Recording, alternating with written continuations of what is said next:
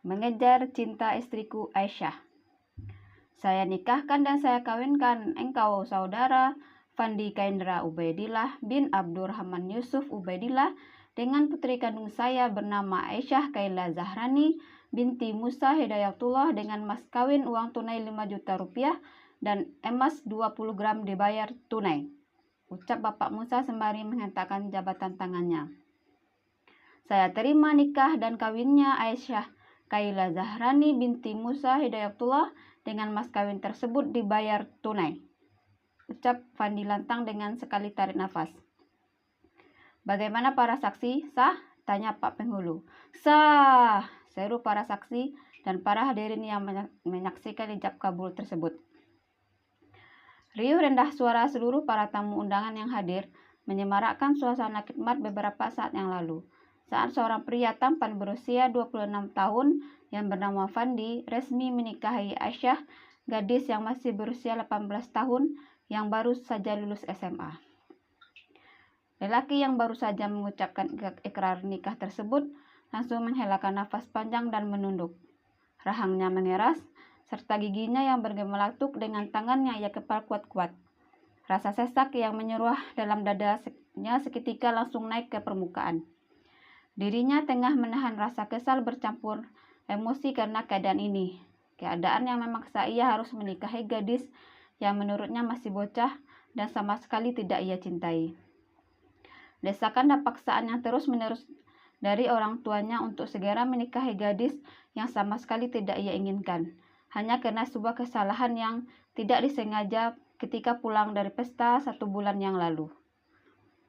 Masih teringat jelas dalam memori ingatannya ketika ia didesak dan berdebat dengan orang tuanya beberapa minggu yang lalu. Flashback. Abah tidak mau tahu, kamu harus nikahi gadis itu secepatnya. Abah tidak mendidik kamu menjadi seorang pecundang. Jangan kamu permalukan kami karena ulahmu yang bejat itu. Suka tidak suka, Abah mau kamu bertanggung jawab dan tetap menikahi gadis itu. Jadilah pria sejati. Jangan lari dari tanggung jawab, ucap Kiai Abdurrahman kala itu. Abah Fandi yang mendengar kabar waktu itu dari Seto adiknya yang langsung menghubunginya lewat telepon mengadu kabar Fandi padanya. Sebelum Seto menyerahkan pada keponakannya itu yang bebal tidak mendengar akan nasihatnya. Mulanya Seto tidak sengaja mendengar Fandi yang sedang bicara di telepon yang ternyata selama ini diperhatikannya. Ternyata keponakannya itu sedang berbicara dengan Aisyah dan terus-menerus meminta maaf dan terlihat sangat frustasi. Setelah ditanya dan dipaksa, barulah Fandi bercerita pada pamannya itu kalau dia tidak sengaja sudah meniduri Aisyah. Mendengar aduan dari adiknya itu, tanpa berpikir lagi, Kiai Abdurrahman langsung menghubungi putranya itu dan menyuruh pulang saat itu juga. Tapi Bah, aku tidak sengaja melakukannya. Saat itu aku kilaf benar-benar dalam keadaan tidak sadar. Dan aku juga tidak mencintainya. Aku sudah memiliki calon sendiri, Bah. Fandi membela diri dan berharap abahnya itu mengerti. Lalu kamu mau menikah dengan wanita pilihanmu dan lari dari tanggung jawab. Setelah kau berzina meniduri anak gadis orang. Begitu, ucap Abah murka sambil memegang dada, yang tiba-tiba merasakan jantungnya yang mendadak sesak terasa nyeri bagai diremas. Fandi akan tetap tanggung jawab dengan cara lain, tapi bukan dengan menikahinya, Bah. Tolong, jangan paksa aku. Fandi kekeh dengan pendiriannya, membuat Kiai semakin marah sekaligus kecewa pada putranya itu. Kiai Abdurrahman duduk di kursi dengan menekan dan meremas dada kirinya yang begitu semakin terasa sakit. Mendengar penuturan putranya itu yang begitu keras kepala, terus saja membela diri dan menolak menikahi gadis tersebut, membuat kondisi kesehatan jantungnya semakin menjadi. Astagfirullah,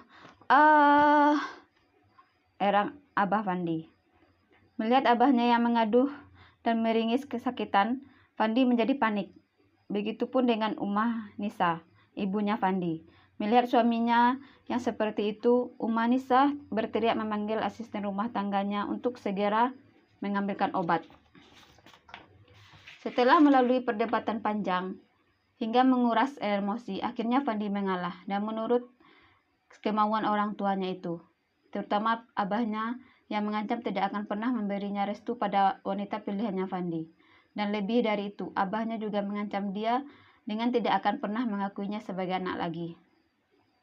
Dan disinilah Fandi sekarang, di ruangan gedung dengan dekorasi yang cukup sederhana, mempersunting perempuan yang baru saja sudah resmi menyandang status sebagai istri sahnya. Silakan panggil mempelai perempuannya ke sini, ucap Pak Penghulu. Aisyah yang pada saat itu masih berada di dalam kamar hias, ia pun diapit oleh ibunya. Dan untuk pertama kalinya gadis itu mengenakan hijab, membuat begitu pangling dan bertambah semakin cantik. Dengan balutan gaun kebaya putih yang membuatnya terlihat sangat anggun.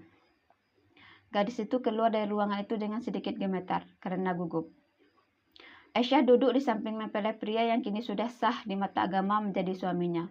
Setelah kedua pasangan pengantin itu menandatangani sebuah dokumen bukti nikah, Pak Penghulu mempersilahkan sang pengantin wanita untuk mencium punggung tangan pria di sebelahnya. Begitu mereka saling berhadapan, Fandi dibuat tertegun sejenak. Lelaki itu menatap wajah cantik di hadapannya itu tanpa berkedip. Aisyah tampak berbeda, sungguh cantik dan bikin pangling.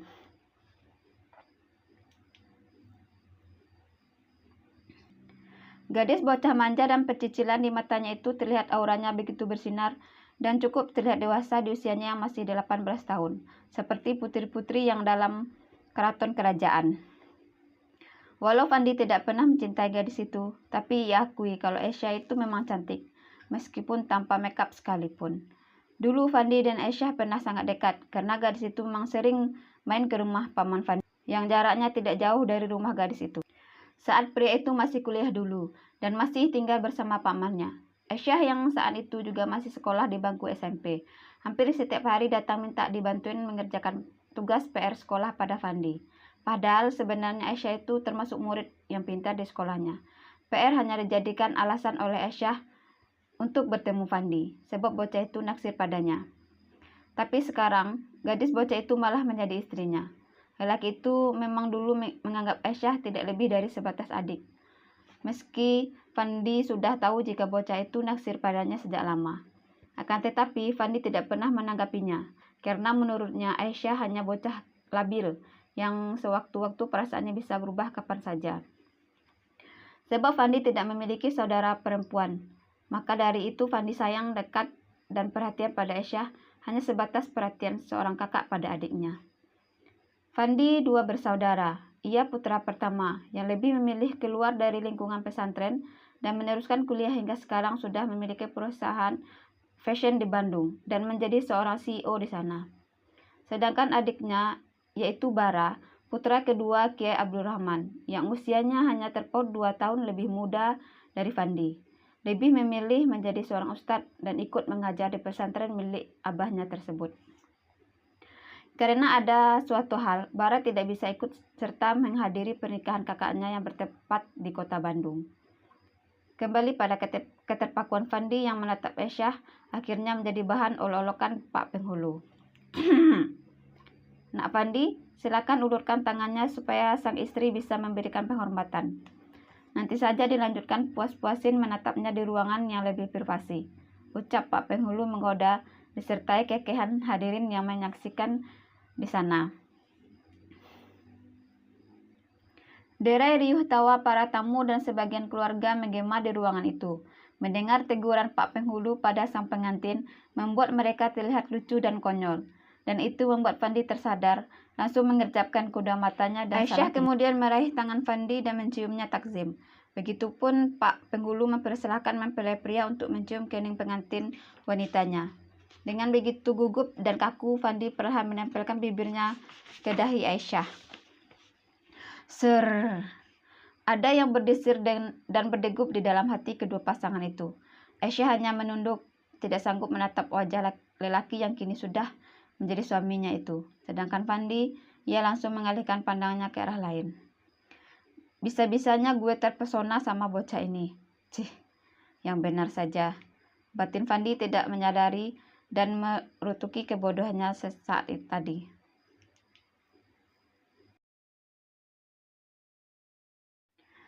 Bisa-bisanya gue terpesona sama bocah ini. Cih, Yang benar saja. Batin Fandi tidak menyadari dan merutuki kebodohannya saat tadi. Fandi lalu melanjutkan mengulurkan satu tangan ke atas kepala Aisyah dan membacakan doa tepat di ubun-ubun istrinya itu. Ya Allah, sungguh aku memohon kepadamu kebaikan dirinya dan kebaikan yang engkau berikan atas dirinya. Dan aku berlindung kepadamu dari kejelekan dan kejelekan yang engkau tetapkan atas dirinya. Walaupun Fandi bisa dikatakan anak laki yang cukup nakal, urakan, dan susah diatur, tapi dia paham agama, ajaran dan didikan abahnya selama Fandi tinggal satu rumah dan berada dalam lingkungan pondok pesantren cukup ketat dan tegas. Apalagi abahnya itu adalah pemilik dan pengasuh pondok pesantren yang berletak di Jawa Tengah, tepatnya di daerah kota Solo. Setelah mengucapkan doa itu, Fandi dan Aisyah melakukan proses sungkeman kepada para orang tua mereka berdua. Lalu dilanjutkan dengan mendengarkan sedikit ceramah sang ustadz. Setelah itu mereka duduk di kursi pelaminan dan menyambut para tamu-tamu yang mulai berdatangan, serta berfoto bersama dengan keluarga dan para kerabat dan tamu lainnya. Hingga tanpa terasa semua proses seluruh rangkaian acara semuanya selesai. Kamu tidur lebih dulu, aku mau keluar sebentar, ucap Fandi pada Aisyah pada malam harinya ketika mereka sudah berada di dalam kamar. Kakak, mau kemana? Tanya Aisyah dengan ragu bertanya disertai gugup. Tidak usah banyak tanya.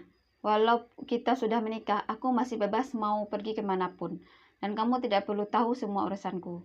Kamu masih ingat kan dengan ucapanku waktu itu? Fandi mengucapkan kata itu tanpa melirik pada Aisyah yang sedang duduk di tepi ranjang. Sesudah selesai mandi, tadi ia langsung berganti pakaian dan hendak pergi dari hotel itu meninggalkan Aisyah yang sendirian di sana. Fandi akan langsung pergi ke tempat lain, ke tempat seseorang yang merupakan kekasihnya yang saat ini mungkin saja sedang sedih menunggunya. Kamu jangan kemana-mana, kunci saja pintu kamarnya dan jangan buka pintu untuk siapapun. Setelah mengucapkan itu, Fandi langsung pergi begitu saja dengan membanting pintu kamar hotel itu tanpa menghiraukan dan melirik Aisyah yang kini mulai terisak di dalam sana. Aisyah begitu kaget, terperanjat, dan tersentak dengan bunyi suara geduban pintu yang dibanting oleh suaminya itu. Apa yang harus aku lakukan dengan pernikahan yang penuh kepalsuan ini? Apa aku sanggup bertahan? Ya Allah, kenapa nasibku jadi seperti ini? Cicit Aisyah dengan sedih meremas perutnya yang terlihat masih rata.